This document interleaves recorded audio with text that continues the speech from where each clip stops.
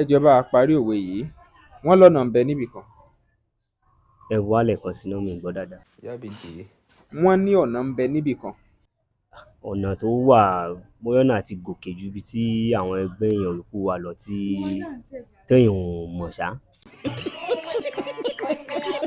Wọ́n lọ́nà ń bẹ níbì kan. Ẹ wá síbòmí lọ. Ẹ jọ̀ọ́ ẹ bá wa parí òwe yìí. Wọ́n lọ́nà ń bẹ níbì kan. Ju ibì kan lọ. Ẹ jọ̀ọ́ ẹ bá wa parí òwe yìí. Wọ́n lọ́nà ń bẹ níbì kan. Ọ̀sẹ̀ ọkọ̀ sí ń bò mí nìyẹn. Ẹ jọ̀ọ́ ẹ bá wa parí òwe yìí. Wọ́n lọ́nà ń bẹ níbì kan.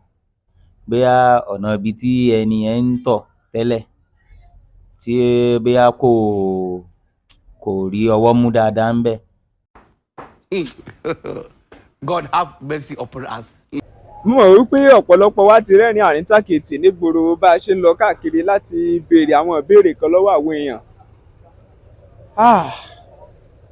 Ọ̀dà ẹ bá wa parí òwe yìí. Wọ́n lọ́nà ń bẹ níbì kan. Wọ́n lọ́nà ń bẹ níbì kan. Kí ni ìparí ẹ̀? Ìparí rẹ̀ rèé.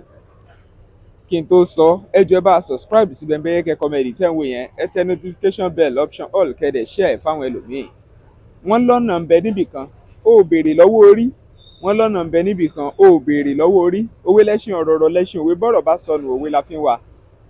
Ìtumọ̀ òwe yẹn ni wípé ká máa bẹ ẹlẹ́dàá wa láti tọ́ wa sọ́nà ká má bàa ṣìṣe. Ká béèrè.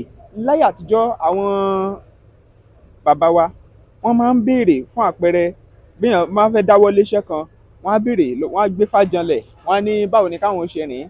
Lónìí bí èèyàn bá fẹ́ gbé àwọn ìgbésẹ̀ kan èèyàn lè lọ gbàdúrà kó lọ síwájú Ọlọ́run láti tọ́ ń sọ́nà. Ìyẹn fi hàn wípé wọ́n lọ́nà ń bẹ níbì kan ò béèrè lọ́wọ́ orí. Bí èèyàn bá dédé rò pé bóyá torí pé ẹnìkan ti ń ta pure water ó sì méèkì ẹ̀ láti bẹ̀ wọ́n náà fẹ́ lọ gbé ó ṣeé ṣe kó jẹ́ pé wàá lulẹ̀ o nítorí pé ó lè jẹ́ ọ̀nà tádẹ́dàá tó kọ mọ́ ni pé kó o tagi.